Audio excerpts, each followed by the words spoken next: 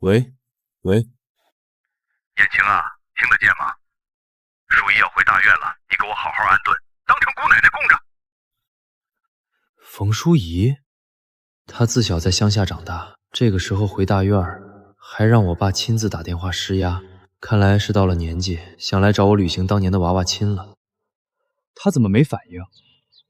老冯什么时候给我订的娃娃亲？没跟我说过呀。算了，老冯就没靠谱过，估计是哪天喝高了随口应下的，也难为人家防贼一样防着我了。既然我爸下了死命令让我照顾好你，我也会尽我所能。生活上缺什么可以跟我说，但希望你不要越界。哦，行，你放心，绝对不越界。你赶紧带我回冯家老房就行，我要找我哥。这么容易就答应了，还是想以退为进？跟我走。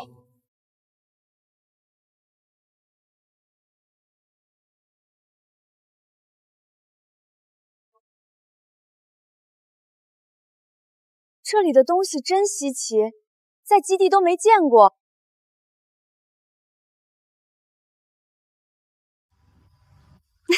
燕青哥，这就是淑仪妹妹，她好像对彩电很感兴趣啊。这是大院刚批下来的彩电和天线，很金贵。冯同志，别看了，城里新鲜的东西很多，你慢慢就习惯了，别在这儿挡着师傅们干活。确实没见过，但原理也不难理解。还有这天线装的有问题，淑仪妹妹不懂不要紧，但不要乱指挥。这可是进口天线，师傅们都是专业的电工，引向器和反射器的间距装反了。而且大院四周有高楼遮挡，不把前面的阵子减短5厘米，调到明年也是满屏雪花。你一个乡下来的，懂什么啊？他不可能懂这些，看来是从我爸那儿打听到我是研究员，下功夫想讨好我。行了，淑仪，你不懂这些没人笑话你，没必要用这种方式伪装自己。这俩人脑子是绝缘体吗？算了，爱信不信，反正晚上看雪花的又不是我。这就是冯家老屋了。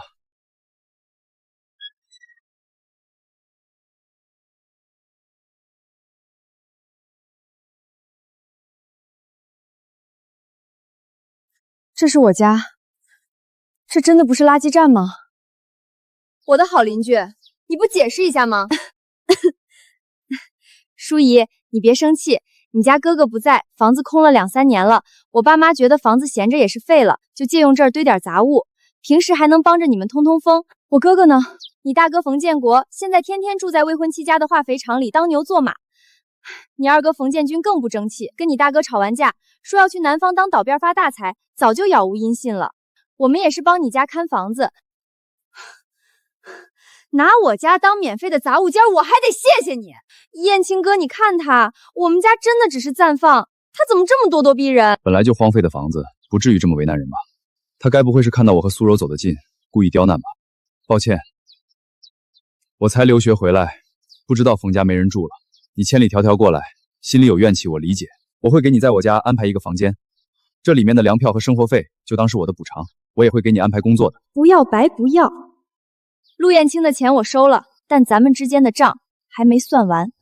我们之间有什么账？老冯这些年为了让你们多照看我那2个哥哥，每个月雷打不动寄给你们苏家10块钱的照看费，3年就是整整360块。这钱我2个哥哥一分没沾到，房子也当了你们的免费仓库，连屋顶都塌了。这360去哪儿了？今天你们苏家不仅要把这些杂物全都给我搬走，要把钱连本带利吐出来，给我家修房子。你算得这么清楚，谁知道冯叔叔到底寄没寄那么多？要不要我去邮局查查汇款单底根，或者去纪委喝杯茶，聊聊你们苏家侵吞他人财产的事儿？苏柔，既然是冯叔叔寄的钱，理应还给淑仪修缮房子。你回去跟苏伯伯说一声，把钱还了，把东西清走。我知道了。行啊，那就赶紧的吧，我就在这儿看着你们搬，少拿1分钱，今天这事儿都没完。哎呀，我的老腰，这死丫头怎么一回来就发难，真是个讨债鬼。妈，你小声点，赶紧搬吧，真让她闹到纪委去，我还能不能在厂里抬起头了？哎，那个破柜子搬的时候小心点啊，别蹭着我家的门框，掉1块漆赔5块钱。怎么，苏小姐对这个价格有异议？那咱们重新算算。除了请工人修房子的120，这是240，1分不少，我们苏家不欠你的了。舒怡，舒怡，你是不是回来了？小妹，你别哭，大哥来。这是怎么回事？大叔大婶儿，哼，你们这是……大哥，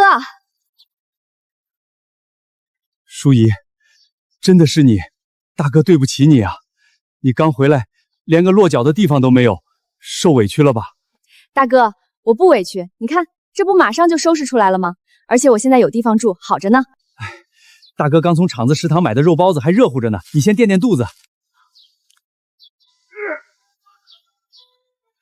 小妹，你歇着，我去帮把手。哥，你站着别动，咱们用不着帮他们。小妹，这是怎么回事啊？他们吞了老冯的钱就不对。哥，钱我给要回来了，你拿着。这是什么钱？老冯去大西北前，怕你们俩兄弟在京城没人照应，每个月都给苏家寄10块钱的照看费。这3年你们不在家，钱他们还照收，我给要回来了。我一直以为爸根本不在乎我们，当年他突然把你带去大西北吃苦，把我和建军留在京城，我心里其实一直怨他，原来他心里一直惦记着我们啊。哥，老冯是个糊涂的，但他心里有咱们。这钱是老冯的心血，现在物归原主，来拿着。使不得，小妹，我未婚妻看得严，这钱放我这儿保不住，你自己收着。那二哥呢？他出去做生意，什么时候回来？建军他刚走的时候还会隔几个月回来看看我，现在已经好长时间没他的消息了，我真怕他在外面出点什么事儿。冯建国，厂里还等你装车呢，跑哪儿去了？我满世界找你倒好，跑到这儿躲清闲来了。你再这样下去，我爸怎么同意我们结婚？梅子，你别生气，听说我小妹从西北回来了，我就是抽空过来送口热乎吃的，马上就回去，马上回去。小妹，大哥先回去干活了，你好好照顾自己，包子趁热吃。这未婚夫妻之间是这么相处的吗？房子应该没2天就能修好，到时候我再添置些家具、电器，给老冯和哥哥们一个惊喜。陆研究员，忙着呢。冯同志，又有什么事吗？我那老房子修缮好了，我想借台彩电回去参考一下，手搓一台。冯淑仪，大院里不仅管吃管住，也有扫盲班，不要整天就想着看电视。知道你图新鲜，在这儿等着，我去库房给你搬。哎，不知上进。不跟他计较，能借就行。流体泊松比推导，公式是对的，但推导路径完全搞错了，算到下辈子也是个死胡同。算了，不管怎么说，人家大热天去库房给我扛电视，拿人手短，我就当发发善心，付个租金吧。你在干什么？冯淑仪，你疯了吗？这可是燕青哥熬了半个月的重点推导草稿，你竟然敢在上面乱涂乱画！瞎叫唤什么？我好心帮他改错。怎么回事？吵什么？燕青哥，你快看，我刚进来就看到淑仪在你的图纸上乱画，我拦都拦不住。冯淑仪，这不是你能动的东西，不要用这种方式吸引我的注意力。啥啊？你那个推导跟狗撕……好了，这次我不怪你，但我们正式解除婚约吧。签了字，这钱你拿走，电视你也搬走。骂他一顿，除了浪费口水，没有任何收益。签个破纸，又能退婚，又能拿200块钱，这笔买卖，傻子才不做。好，陆研究员说的对，强扭的瓜不甜，我签。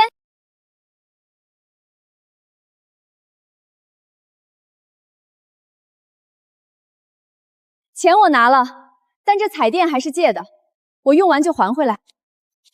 他一点都不闹，该不会受刺激了吧？算了，等他冷静冷静，我再去道歉吧。毕竟我爸让我照顾他。等等，如果按照这个推导来算，那气动方程的极值不就通了？死循环竟然被打破了，完全闭环。苏柔，这个东西是冯淑仪改的吗？不是我从冯淑仪手里抢回来，灵光一闪改的。苏柔，你立了大功了，你简直是个天才！我待会儿算完就拿给老师看。冯淑仪肯定瞎猫碰上死耗子了。恭喜啊，燕青哥，推导过程被老师表扬了，还让你开讲解会。不止呢，我爸还传来消息，他要和西北基地的科研团队一起来大院，那可都是攻破了10年难关的大英雄，我们一定要好好表现。到时候你可就是整个科研界的大红人了。明天你坐在第1排，这份荣誉有你的一半。谢谢燕青哥。冯淑仪啊，冯淑仪，等明天全院的人看到燕青哥在台上大放风采，你就会知道，你这种人连仰望我们的资格都没有。小妹，这电视真是你造的？这画面比我那长岛老丈人进口的那台还要清楚啊！没什么的，我就是淘了些旧电视回来重新装的。哥，坐下看会儿。我小妹真是出息了。吹什么呢？这不是燕青哥借你的彩电吗？你放小声点儿，别吵着燕青哥布置讲解会。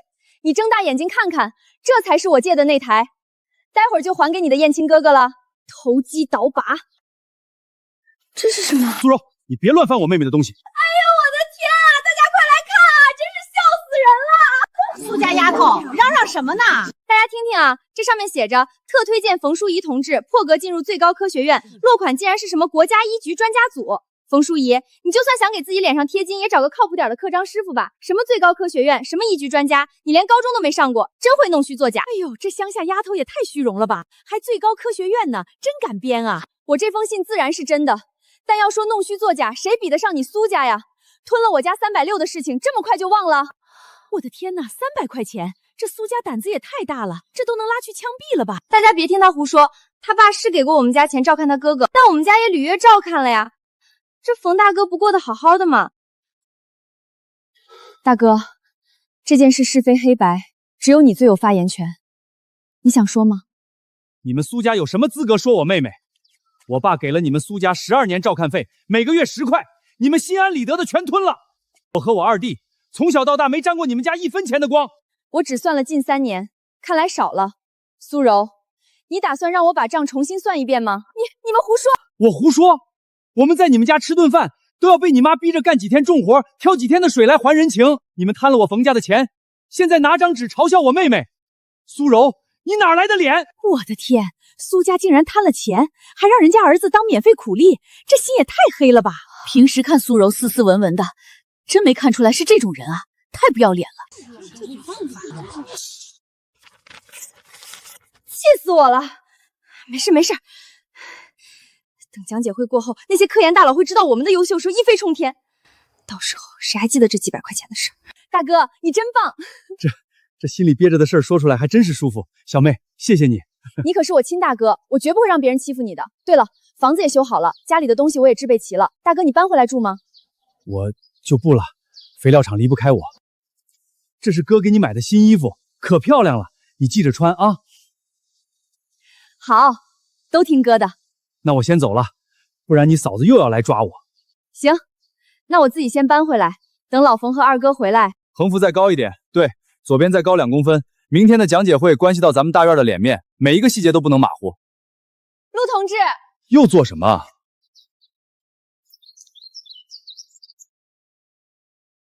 上次吵架后，我一直没时间去照看他，这是忍不住了，主动来找我破冰，还特意打扮了一番，哼，不务正业。陆同志，这彩电还你，我老宅收拾好了，今天就正式搬回去住了。你那房间我也收拾好了。搬出去，看来还是来耍脾气的。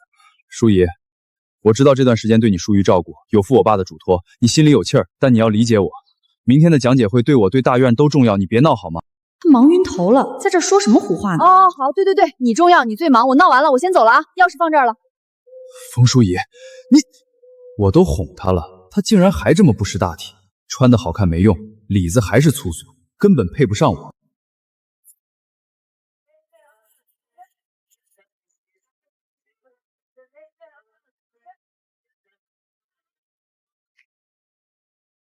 各位，这就是我在苏柔同志的协助下突破死循环，最终推导出的气动极值模型。这套理论将填补国内在这方面的空白。极值模型，它是不是瞎？那个修正参数 lambda 等于 1.402 代入后，在第3步就要进行降维处理，它竟然直接硬套高阶分基数，这算出来的根本不是气动极值，这是个定时炸弹的模型啊！我服了，那天都给他把推导路径改出来了，还能错？陆同志，我能和你讨论一下吗？冯淑仪，他非要用这种哗众取宠的方式来破坏我的高光时刻吗？简直不可理喻！最后面那位同志，把手放下。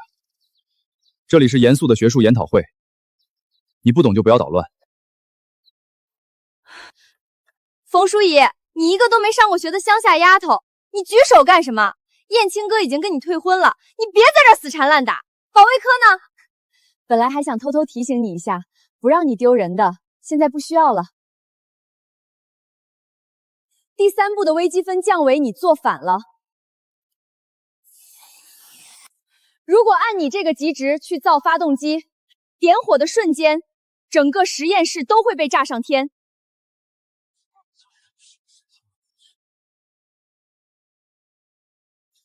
一派胡言！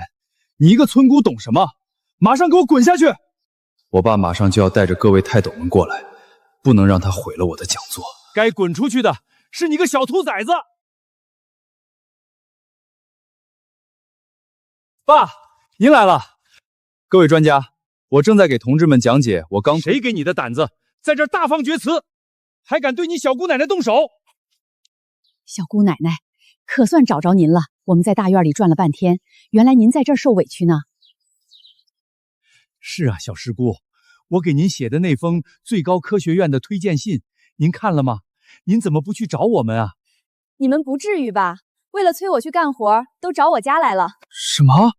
什么小姑奶奶？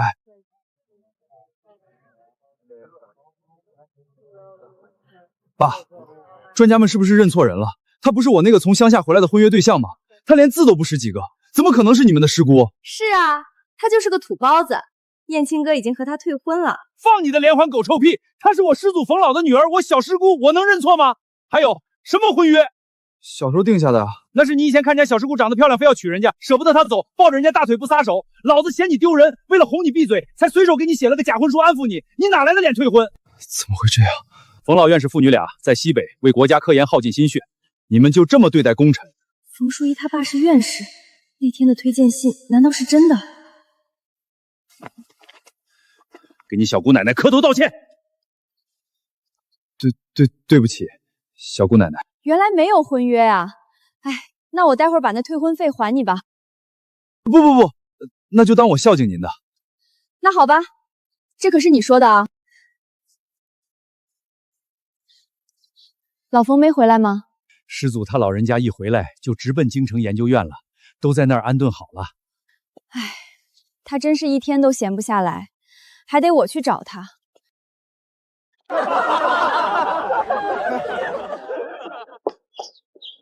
推荐信一定还有用。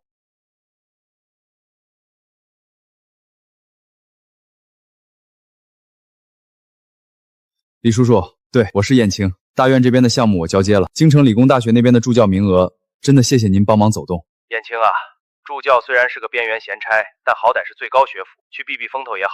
大院里的事儿别往心里去。李叔叔您多虑了，我只是觉得大院环境太浮躁，大学里更适合我静下心来做学问。好，我明天就去报道。冯淑仪，你不过是冯老院士的女儿，自身又没什么真才实学，我会证明给所有人看，谁才是真正的天之骄子。小师姑啊，算我求您了，京城理工大学那一批研究生可是未来的火种啊，您就去开一堂公开课，点拨点拨他们吧。不去，给学生上课最麻烦了，讲深了听不懂，讲浅了没用。我在家修收音机挺好的。冯老最近也在借用学校实验室呢，反正你也要去找他，就当顺手讲个题了。老冯也在。我听说那儿的职工食堂最近新请了个国宴退下来的老师傅，那师傅做的一手绝活，冰糖甲鱼汤和秘制红烧肉，软糯脱骨，一天只做10份，外人根本吃不到。真的？当然，只要您肯去上这堂课，我让校长把那一整锅红烧肉都端到您面前。成交。为了国家未来的火种，我走这一趟也是应该的。好嘞。这位同志，你这封推荐信落款这几个印章确实是国家医局的几位老泰斗，但这开头的名字怎么糊成这样了，连个字都看不清。主任，我这信不小心掉水里了，您要是不信，可以去大院打听打听。前2天泰斗们是不是亲自去大院找过人？这几位泰斗的私章，普通人根本拿不到。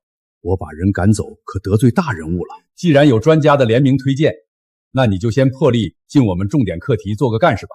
谢谢主任。竟然这么轻易就成功了。哎呀，你怎么走路？燕青哥。苏柔，你怎么会在这儿？我是被大学人事处特招进来进课题组的。大院那地方乌烟瘴气的，我早就不想待了。原来如此，我就说你是有天赋的。我也是，大院的人根本不懂什么是真正的学术，我申请调来做助教了。燕青哥，你真厉害，我就知道你肯定能行。咱们以后在大学里一定要互相照应，让大院那些看笑话的人知道谁才是真金不怕火炼。那是自然。小师姑，1号礼堂已经给您布置好了，您看您是先去 VIP 休息室喝口茶，还是不去休息室了？老冯不是在学校的重点实验室吗？我先自己过去找他聊点事儿，你不用跟着我了，去忙你的吧。好，那您拿好这张特别通行证，实验室那边门禁严。对了，中午我一定让食堂把那锅秘制红烧肉给您备得足足的。这还差不多。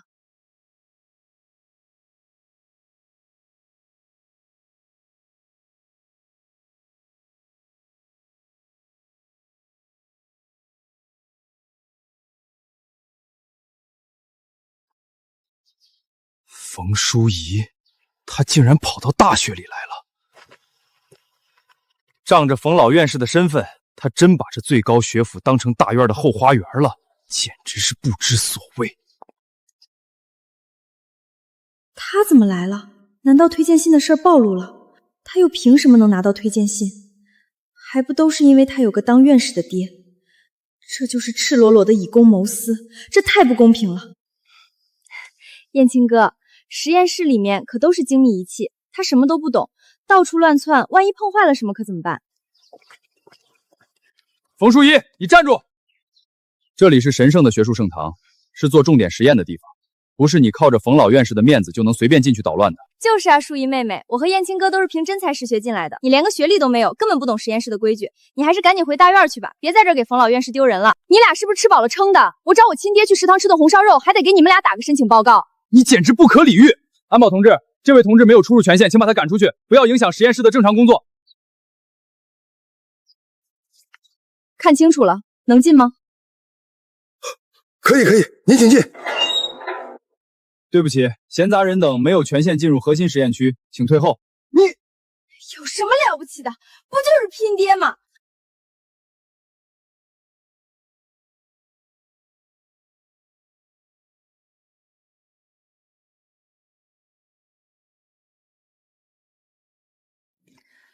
老冯，忙着呢。哎呦，闺女，你怎么来了？不是说请你去讲课吗？讲课是顺带的，主要是听说这食堂的红烧肉是一绝，我提前来踩点儿。你这丫头还是个馋猫。行，等爹忙完这点数据，中午带你去吃。吃肉是小事，老冯，我今天来是有正经事找你。啥正经事儿？你回来后怎么不来找我们？你不想大哥吗？我没脸见他。家里的老房子我修好了，你有空就回来住。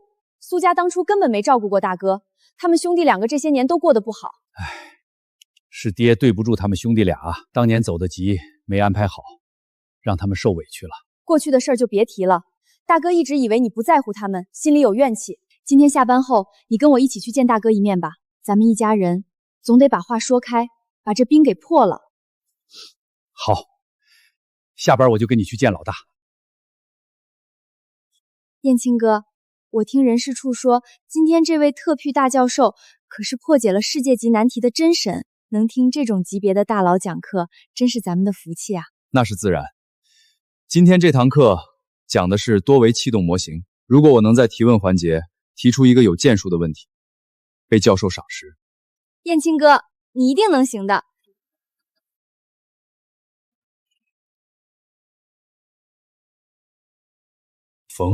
冯淑仪，她怎么会站在那里？校长为什么对她那么恭敬？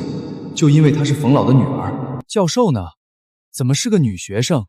难道是助理吗？对，她肯定是帮忙收拾资料的。教授应该在后面。时间有限，我看过你们课题组提交的初步报告，方向完全错了，你们忽略了粘性耗散项。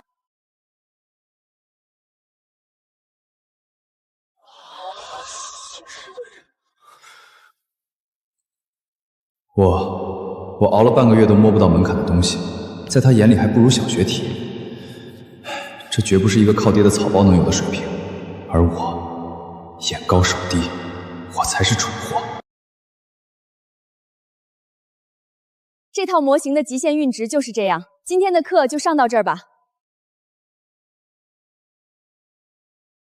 不能留在这儿，只要他们一开始交流，我拿假信进课题组的事儿绝对会穿帮。趁现在人多，我得赶紧应。各位大驾光临，真是让我们学校蓬荜生辉啊！是你们学校食堂好，能请动我们小师姑出山。那是。对了，各位专家，您几位写联名推进术的那位同志，我已经亲自把他安排进核心课题组了，您几位尽管放心。小师姑不是没进来工作吗？你给他安排工作了啊？没有啊，是苏柔同志拿着推荐信来的。什么苏柔？我根本不认识这号人，信在哪儿？苏柔，你给我站住！保安，快把后门那个穿黑裙子的女人给我拦住！专家，就是他拿着你们的推荐信来的。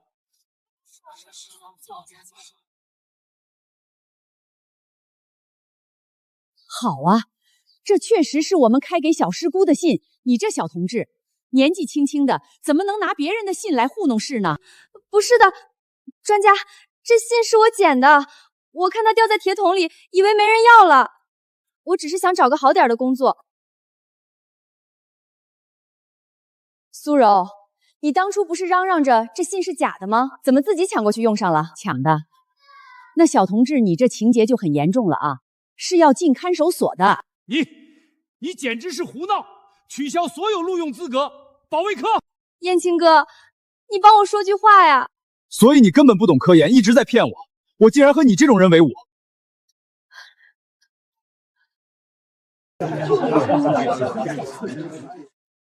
对不起，小姑奶奶，我错了。以前是我有眼无珠，是我太浅薄太自负，您才是真正的天才。我就是个笑话。行了，既然脑子里的水倒干净了，以后就少给自己加点戏，脚踏实地做学问吧。老冯也要下班了，正好去找大哥。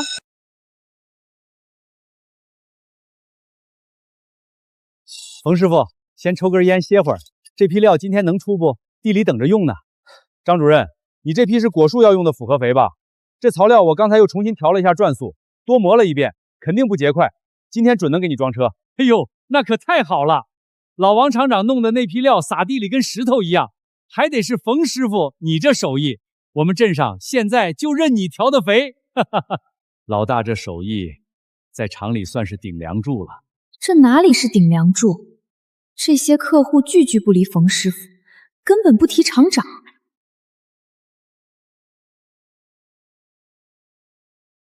冯建国，你搁那儿开茶话会呢？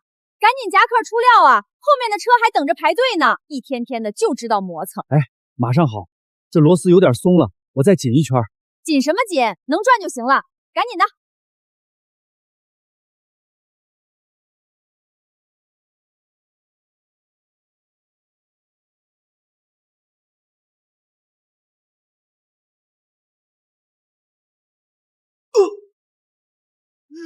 老大，这怎么流这么多血呀？快拿毛巾压住！哎呦，这是干什么？建国，你这操作也太不小心了，血别滴在化肥上，那都是要卖钱的。人都伤成这样了，你还惦记化肥？这是工伤，赶紧拿钱送建国去卫生所看大夫啊！话不能这么说，机器好好的，他一拉闸就坏了，这属于操作违规。再说了，他平时的工资都存在我这儿当梅子的彩礼了，厂里账上没现钱。又没多大事儿，我让你回家歇着，行了吧？你们一家子这心是黑的呀！他这几年在你们这儿当牛做马。老冯，别说了，你现在就带大哥去卫生所缝针，1分钟都别耽误。好。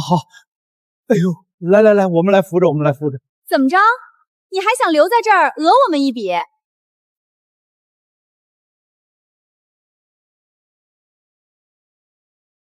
王厂长，混合机的吊速齿轮箱，原装的限位器去哪儿了？被你拆了吧？你个黄毛丫头懂什么？那机器本来就那样。我不懂，但为了赶产量，私自拆除限位器，让旧电机超负荷运行，皮带老化断裂伤人，这事儿工业局的安检科肯定懂。你少拿工业局压我。安全生产法规定，私自改装特重设备导致重度工伤，一旦上报，你这厂子立刻查封，停产整顿3个月起步，停产3个月的损失和现在立刻拿300块钱的医药费加施工费。王厂长，你是个会算账的生意人，选哪个？300块，你穷疯了吧？爸，别理他，让保安把他轰出去。行，出门左拐，供销社就有公用电话，我这就让安检科的人过来拉封条。哎，大侄女，留步啊！叔叔给你拿还不行吗？这事儿可千万别往上捅啊！王厂长真是个痛快人，这破机器你们自己留着慢慢修吧。回见。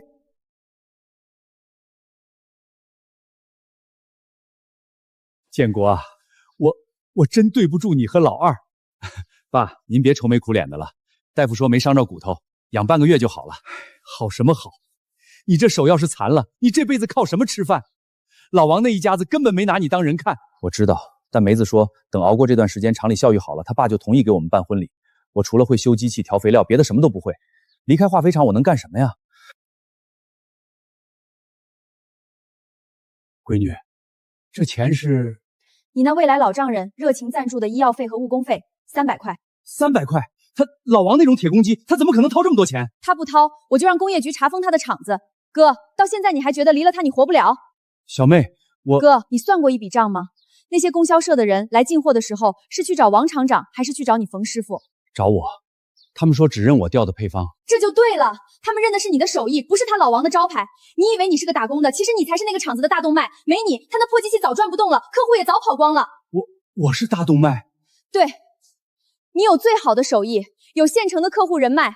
老冯这些年寄回来的钱，加上这300块赔偿金，足够咱们租个废弃仓库买2台旧机器了。哥，辞职退婚，咱们自己单干，把王家的饭碗给砸了。这真的行吗？怕什么？爹在这京城里也能说上2句话，有爹给你们兜底呢。好，小妹，大哥听你的，这窝囊废我不当了。哟，冯建国，你还知道回来？拿了我们家300块钱，还有脸来呢？我是来拿我的人事档案的，从今天起我不干了。冯建国，你发什么神经？你个修机器的穷光蛋，离了我们王家，你连个落脚的狗窝都没有。不出3天，你还得像条狗一样爬回来求我。是吗？那咱们就走着瞧。小妹，这地方虽然偏了点，顶上也漏风，但租金真便宜。等哥把这院子拾掇出来，咱们就能进料了。漏风就买2卷油脂铺上，机器的事儿你不用操心。我昨天去旧货市场淘了一批报废电机，晚上我画个图纸，改吧，比王家那破机器好使100倍。行，哥听你的。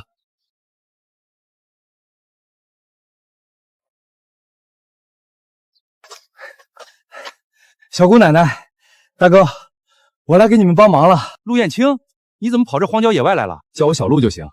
我听说小姑奶奶要自己办厂子，想着过来帮忙。小姑奶奶，这厂子刚起步，肯定缺人手，有什么要帮忙的，您尽管吩咐。行啊，看到墙根那堆红砖没？把它搬到这边的划线区，码整齐，准备垫机器底座。好嘞。小陆，你没事吧？别是骨折了吧？平时笔杆子拿惯了，干重活还是不行啊。起开点儿，别在这碍手碍脚。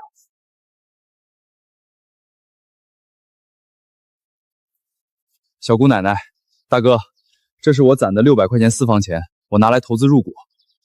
这态度还差不多，觉悟很高嘛。行，冯氏化肥厂第1股东就是你了。您开心就好。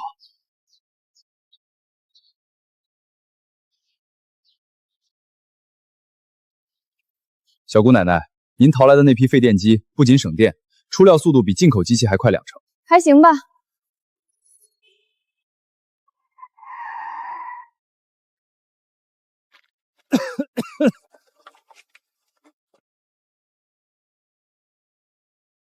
呦喂，爸，这就是冯建国说的大厂子啊，连个正经大门都没有。这风一吹，顶上的瓦片都得掉下来砸死人吧？年轻人嘛，心比天高，总得吃点苦头，才知道老一辈的饭有多好吃。王厂长，梅子，如果是来谈生意的，请去那边桌子登记；如果是来找事儿的，厂里挺忙的，招待不周。谈生意？冯建国，你是不是没睡醒啊？就你这草台班子、破烂机器造出来的化肥，有人敢买吗？撒地里不得把庄稼烧死啊？这位女同志，说话要讲证据。我们冯氏化肥厂的机器性能和配方，那是经过精密推导的。哟，这还招了个细皮嫩肉的算账先生呢。建国啊，叔叔今天来是看在你以前在厂里干过3年的份上，给你条活路。你这破厂子不出3个月肯定倒闭。这样，你现在关门，跟我回300块钱我也不要了，你的工资继续扣着当彩礼，下个月我让你跟梅子领证，怎么样？叔叔够仁至义尽了吧？王厂长，以前是我眼瞎，觉得忍一忍就能有个家，现在我明白了，人得站着挣钱。您二位请回吧。冯建国，你个不知好歹的白眼狼！王梅，嗓门大不代表有理。我家厂子能活几天我不知道，但我知道你爸那个违规运转的破厂子马上就要揭不开锅了。哼，大侄女，吹牛也不打草稿。我王家在镇上干了10年，客户排着队送钱，走着瞧。冯建国，我等着看你跪在我家门口要饭的那天。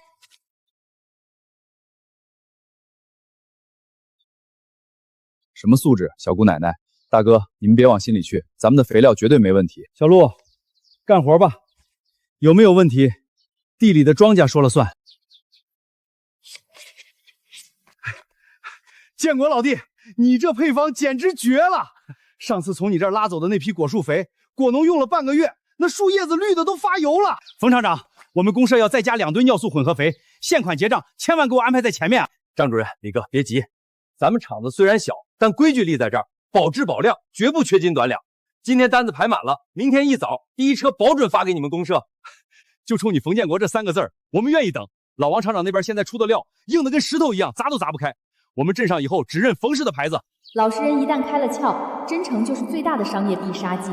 再加上我随手优化的促根基配方，这属于降维打击了。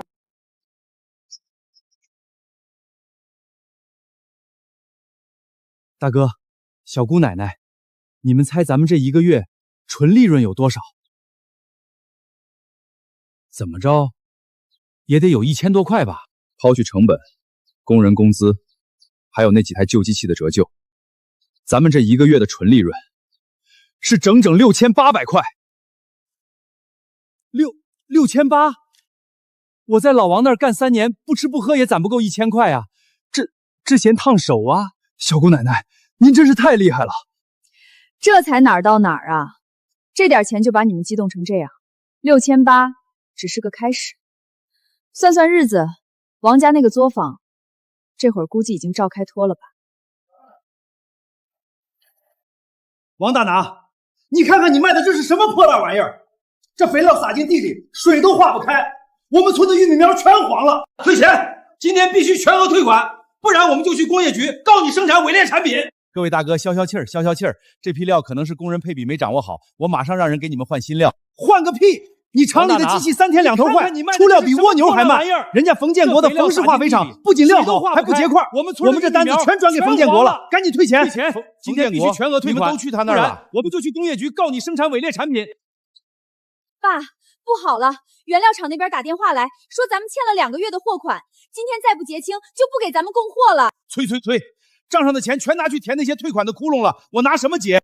厂长，2号混合机的齿轮又卡子了，皮带全断了，那就去修啊！你们这帮吃干饭的，连个破机器都修不好。厂长，那机器本来就改过限位器，以前全是冯建国凭手感在那硬调，现在他走了，咱们厂里这几个电工根本摸不透那台机器的脾气啊！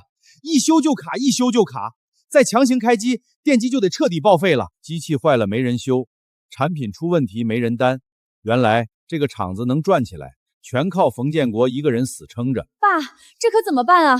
厂子要是停产了，咱们家不就完了吗？完了，全完了。那些老客户全被冯建国拉走了。梅子，冯建国那小子以前最听你的话，他对你可是百依百顺的。爸，您的意思是？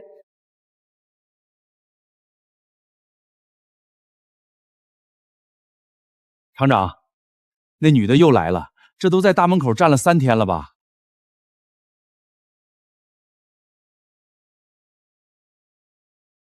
王梅，你天天往这儿跑，到底想干什么？我早就说过了，咱们2家已经没关系了。建国，我知道你恨我，恨我爸。我们家现在的厂子连工人的工资都发不出来了，我是真知道错了，我没什么奢求，就是想起你以前一忙起来就胃疼。这是我早上5点起来熬的猪肚鸡汤，你趁热喝2口行吗？我看着你喝完就走。不用了，厂里有食堂，你回去吧。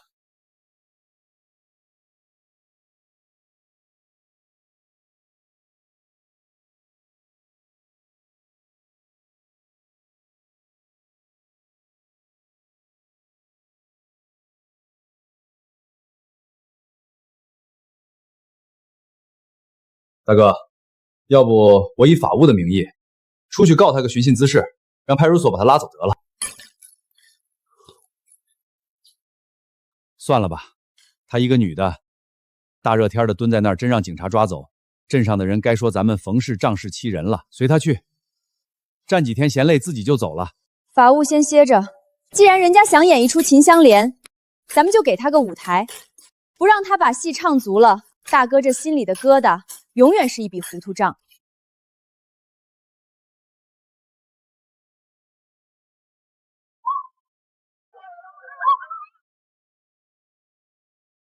厂长，那女的还不走，雨太大了，好像晕过去了。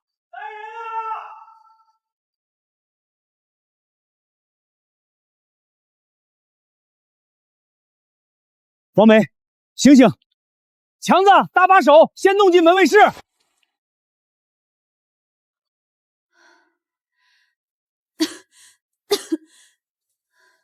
建国，我就知道你心里还是有我的。喝点水，等雨停了赶紧走。我救你是因为怕你在我厂门口出人命。建国，我真的改了，我不求你原谅我，只要你能让我留在厂里，哪怕给你当个扫地的女工也行。我爸那边我也跟断绝关系了，我只想跟着你。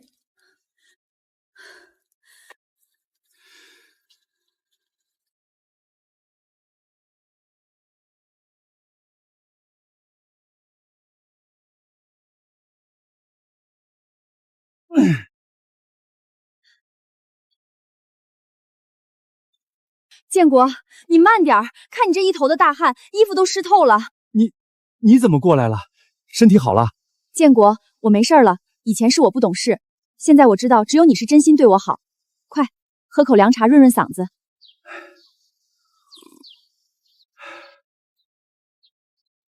淑仪妹妹，小陆总监，天气热，我给你们买点冷饮解解暑。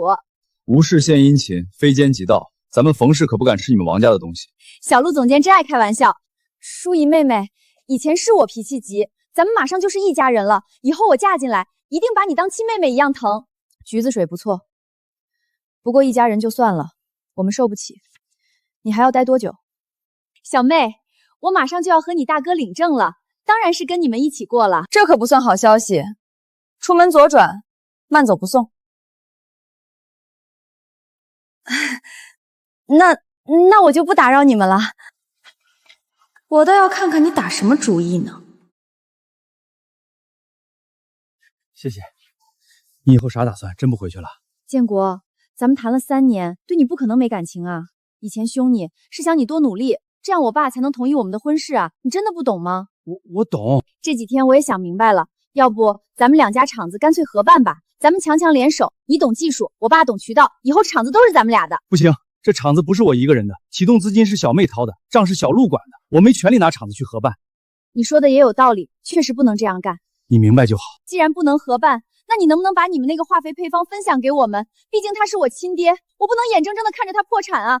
厂子一倒，他连跳河都做得出来。建国，你帮帮我爸，咱们去民政局领证，好不好？要配方啊，早说嘛！淑仪妹妹，配方可以给，不过亲兄弟明算账，5万块钱，一手交钱，一手交配方。小妹，这以后我给你领证，那就是一家人了。这钱要不就我们冯氏不做亏本的买卖，想空手套白狼，拿个破红本本就换走我们的核心机密，你当我是开善堂的？小妹说的也有道理，这厂子能开起来都是小妹的功劳。这5万块确实应该的，等我回去和我爸商量商量。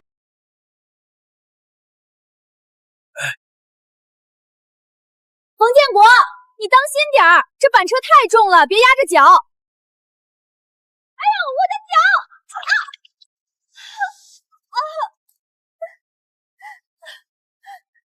梅子，怎么了？是不是崴着了？建国，好疼！我是不是骨折了？我刚才就是怕你摔倒，想去扶一把。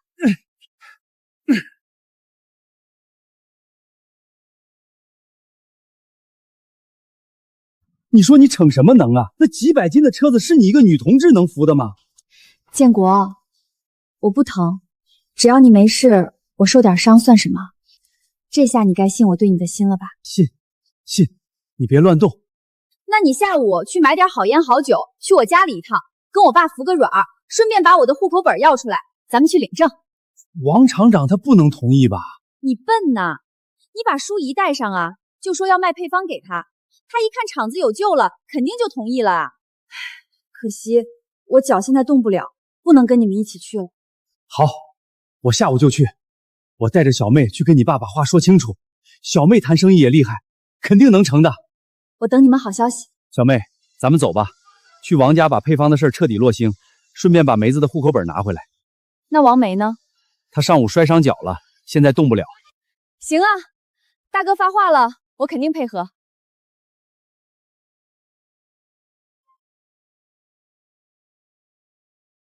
冯叔姨，你再聪明又怎样，还不是中了我的调虎离山计？什么配方能值5万块？做梦呢！哼！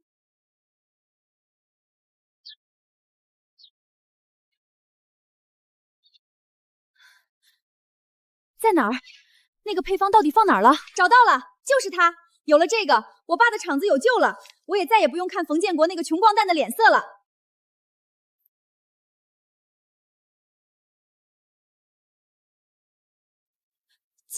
建国，你们不是去我家了吗？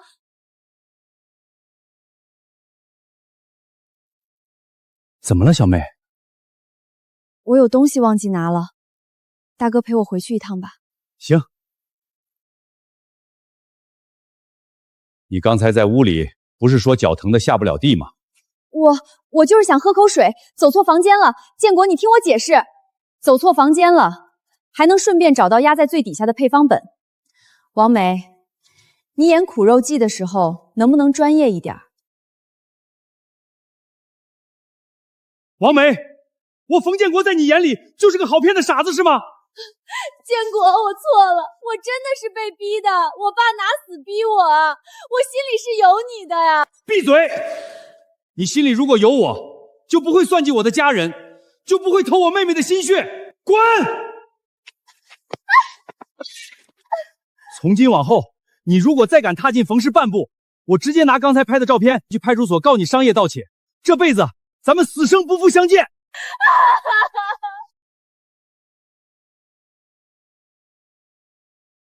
怎么样？配方偷到没有？没有，他们甚至拍了照，我不敢去了，我怕他们告我。这群小兔崽儿，等着吧，我有的是办法整他们。冯建国，你个丧尽天良的黑心商，还我们血汗钱！冯建国，你个丧尽天良的黑心商，还我们血汗钱！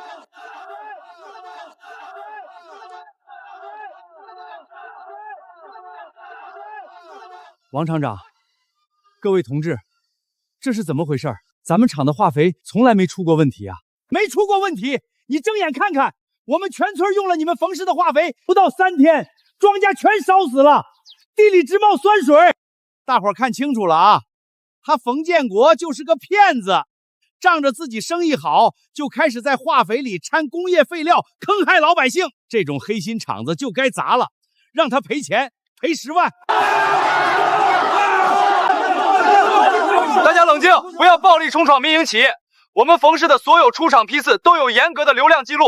如果真的是我们的责任，我们绝不推诿。但如果是有人恶意栽赃，这包装袋上白纸黑字印着你们冯氏的标，连防伪钢印都有。你一个算账的，懂什么化肥？冯建国，你今天不拿10万块钱赔偿大家伙，这事儿没完。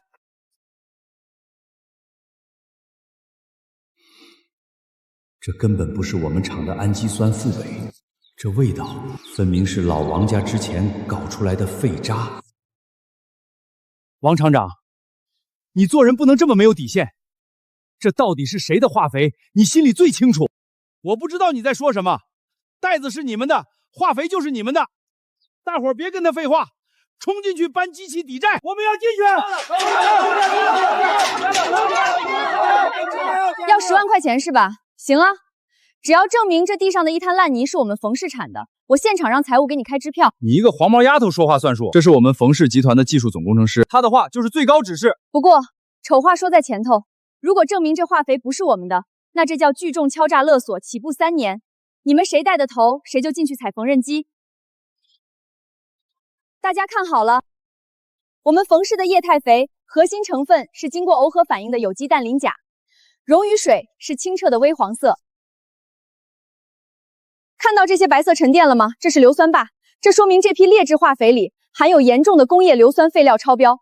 这东西撒到地里，别说烧苗了，连土壤都会被彻底板结酸化，3年内寸草不生。我的老天爷，这么毒！王大厂长，如果我没记错的话，以前你们厂因为违规操作，烧毁了一台混合机，产生了几吨用工业污泥和劣质尿素混合的废渣。你胡说八道！你凭什么说这是我的废渣？包装袋明明是你们的。这是站上废品回收站的收据。昨天晚上你去废品站偷偷买走了我们厂废弃的300个旧包装袋，真以为神不知鬼不觉？你自家毒化肥去害乡亲们的庄稼，王大拿，你的良心被狗吃了吗？好你个姓王的，你骗我们来闹事儿，原来是你毁了我们的庄稼！打死那个黑心贼，让他赔咱们的庄稼钱！误会老乡们，误会啊！我没钱，我也是受害者呀！各位，冤有头债有主，王家化肥厂就在城东，建议大家排好队去他们厂门口拉横幅，合法讨债。小妹，今天多亏了你，这老王家算是彻底完了。没那么简单，兔子急了还咬人，更何况是一条走投无路的疯狗。这2天加强夜间巡逻，我怕它狗急跳墙。冯建国、冯淑仪，你们毁了我的厂子，毁了我的家，那几10个泥腿子把我家砸得稀巴烂，我活不成，你们也别想好过。烧吧，全烧光！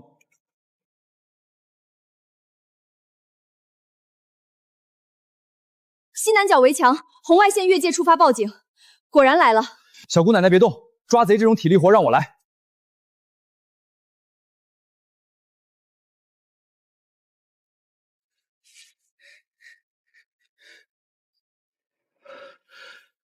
不许动！我是冯氏法务陆彦青，你已经被包围了。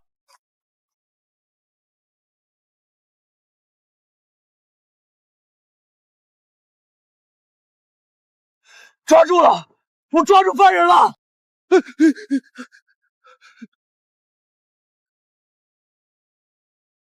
王大拿，深更半夜携带大量助燃物，企图纵火，性质恶劣，跟我们走一趟吧。建国，救我呀！我是你岳父啊！王厂长，早知今日，何必当初？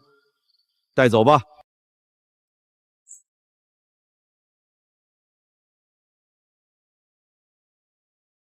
爸，你怎么能糊涂到去放火啊？妹子啊，爸不甘心啊！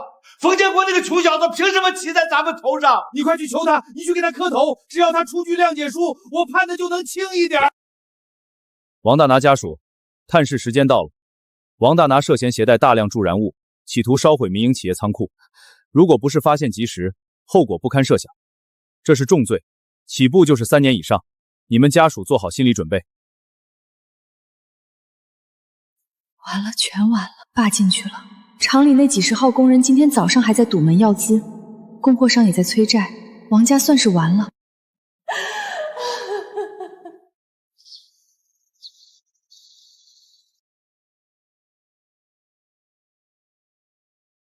2吨半。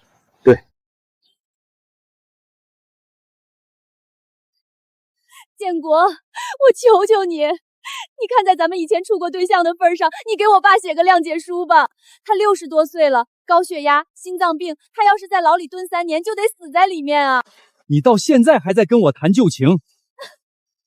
那个仓库里堆着5吨尿素和硝酸铵，如果昨晚老王的火柴点着了，半个厂区都会被炸平。厂里值夜班的8个工人，加上我妹妹，连个全尸都留不下。你爸想拉着我们全厂几10条性命给他陪葬的时候，想过我们吗？他是一时糊涂，他知道错了。这是犯罪，公安局该怎么办就怎么办，我绝对不会写1个字的谅解书。王梅，你与其在这儿给我下跪哭丧，不如回去想想，你家那个化肥厂没了我，没了你爸，底下那几10号工人下个月吃什么？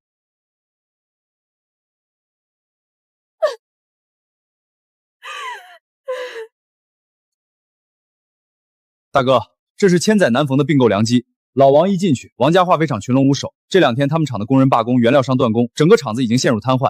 咱们只需要把出厂价下调30%，就能切断他们最后的散户资金流。到时候，王家化肥厂那块地皮和设备，咱们就能以低廉的破产价合法收购。小妹，我知道老王一家子做事不地道，但当年老冯刚走的时候，我四处找活干，饿得在街上直晕。是老王把我招进厂里，给了我2个热馒头，让我活了下来。他进去了，是他罪有应得。咱们现在把他的客户抢了，是因为咱们东西好，但我也不想把他的厂子彻底逼死。厂子里都还有一堆老人呢，给他们留条活路吧。可是大哥，商业竞争就是残酷的，你不逼死他，市场就那么大。陆燕青，大哥说的对，踩死一只蚂蚁有什么意思？小姑奶奶，您的意思是，市场确实就那么大，但咱们可以跳出这个低端泥潭。王家只会做那种低端结块的粗肥，咱们没必要跟他们在泥坑里打滚。哥，你不是一直想研制那种能直接喷洒在叶面上的高级液态肥吗？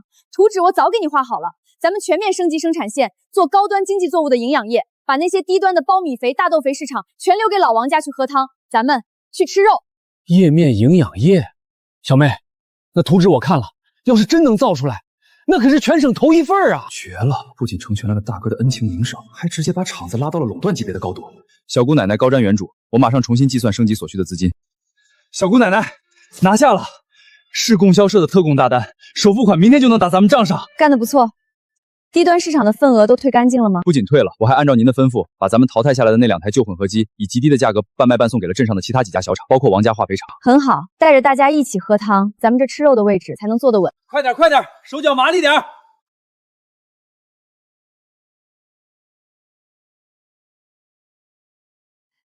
建国，我今天来是专门来给你道谢的。谢我什么？谢你给我们王家留了一条活路。我知道，如果你们继续做低端肥，我家那破厂子半个月前就得关门要饭。你们不仅把市场让出来了，昨天还让人低价送来一台好电机。建国，我们家以前都不是人。当年我快饿死的时候，你们收留过我。以后咱们井水不犯河水，你好好管你的厂子，让你爸好好改造吧。我记住了，我们以后一定本本分分做人。老大，来，爹敬你一杯。咱们冯氏化肥厂现在可是市里的明星企业了，你出息了，爹这心里高兴啊！爸，您快坐下，这厂子能办起来，全靠小妹的技术，我也就是出了一把子笨力气。哥，你也别妄自菲薄，技术再好，也得靠你这块金字招牌去跟客户打交道。咱们一家人各司其职，挺好。是挺好。要是建军也能坐在咱们这桌上，一家人整整齐齐的，那就真圆满了。二哥还是一点信儿都没有。没有，特区那边发展快，乱得很。建军那小子脑子灵落，但脾气太冲，我真怕他在外面惹出什么大乱子。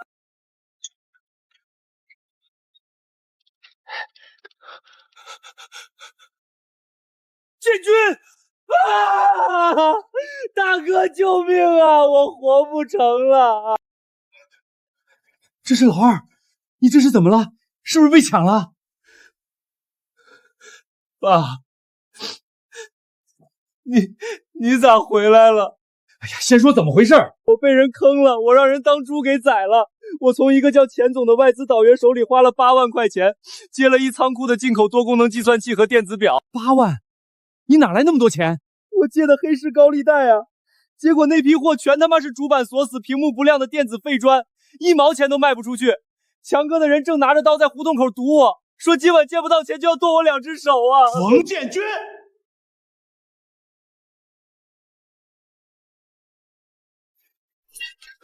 你们别乱来，要钱可以商量，敢动我弟，我跟你们拼了！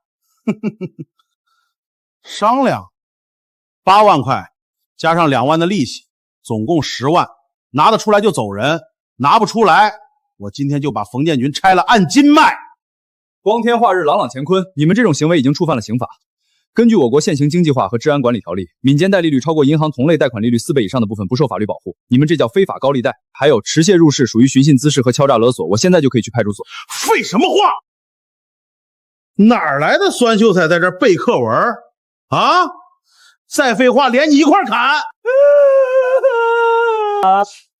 闭嘴，哭得我头疼。强哥是吧？10万块钱我冯家掏得起，但你今天要是敢在这儿动刀子见了血，我保证你1分钱都拿不到。臭丫头，你唬我！刚才那人背法条背的啰嗦，我给你翻译一下。你们的账本上肯定写着借款8万，一旦见了血，这属于刑事案件，公安机关介入，你们的本金就成了违法放贷的赃款。为了2万块钱的违规利率，搭进去8万块的本金，还得进去蹲几年大牢。强哥，你是求财的，不是求牢饭的，这笔买卖划算吗？行，算你个小丫头片子懂行。那你说怎么办？半个月，给我15天的宽期期。半个月后，本金8万，加上合理的5000块钱利息，一共8万5，我连本带利拍在你面前。好，老子就给你半个月。半个月后见不到钱，你们全家都别想安生。走。这帮人简直是法盲，根本不听人讲道理。小姑奶奶，还是您厉害。哥，这女的谁啊？这是小妹呀。二哥，你那批货呢？带我去看看。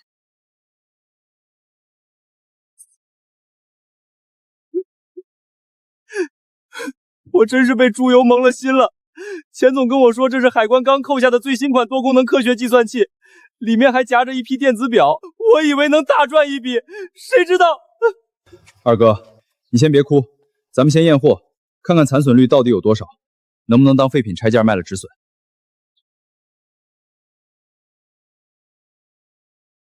全坏了，而且我刚才看了电源触点，没有任何烧坏的痕迹，这说明主板核心被物理破坏了。小姑奶奶，这批货彻底废了，当电子垃圾论斤卖，最多值200块钱。完了，全完了，8万5的债啊！小妹，二哥连累你们了，你们别管我了，到时候让强哥把我剁了吧。行了，别嚎了，就这点手段也敢出来做去骗人？小姑奶奶，您看明白这主板是哪里烧了吗？烧个屁！这主板健康的很，这帮搞进口的倒爷为了避开海关对高档电子整机高达200%的关税，故意在出厂前用硬件手段把核心芯片的逻辑门引脚给断解锁死了。在海关验货的时候，这东西通不上电，只能算报废电子垃圾过关。等进了国内，他们再找懂行的人解锁。钱总这孙子是故意把还没解锁的货高价甩给了你这个外行当接盘侠。小妹，你让我买这些破烂干什么？那进口机器金贵的很，你拿着破烙铁能行吗？咱们要不要花钱去请个高级电工来看看图纸啊？请电工？你是不是嫌债背的还不够多？给我闭嘴！小姑奶奶，您喝水。图纸咱们确实没有，这进口芯片的底层架构，国内根本就没人见过。您打算怎么盲拆啊？这玩意儿的底层逻辑，在我这儿就跟1+1=2一样简单。他们在出厂前写了死循环代码锁死系统。我用脉冲信号强行擦除它的 EPRAM， 顺便重新写个底层驱动进去。重写底层驱动？您连键盘都没有，就靠这个破盒子？低级会编语言而已，闭着眼睛都能写。不仅能解开死循环，这芯片还有多余的储存空间。我顺便给它加点料。亮了，真的亮了！汉字，小姑奶奶，目前市面上所有的进口电子产品全都是英文和数字，您怎么给刷出汉字显示来了？这可是划时代的技术突破啊！顺手做了个简易的汉字字库烧进去了，不然拿出去卖，怎么能体现出咱们冯家的技术碾压？我把剩下的货全刷完，明天一早你带着这些东西滚回中关村，卖不掉还不上钱，你就自己去厨房拿菜刀把手剁了。小妹，你就是我亲祖宗，你放心，我要是卖不出去，我直接从中关村爬回来。